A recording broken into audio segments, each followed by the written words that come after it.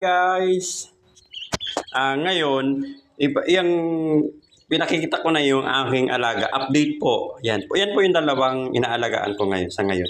Medyo malalaki na po sila. Ang alaga kong itik. Yan po kumakain na po sila. Yan, yung dalawang mga makukulit at mga pasaway. Kain pa more. Sige pa. Yan po, yan. Yan po, yan ang mukha ko.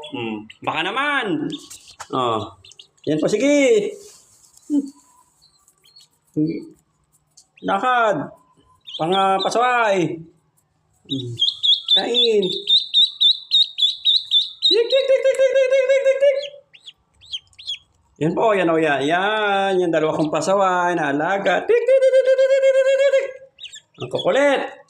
Makulit na sila. Yan. Lagaan ko na nga. Dalawa lang napisa doon sa pinalimlim ko sa manok. Yan o, yan. Itik po yan, anak. Itlog po yan ang itik namin. Salamat po!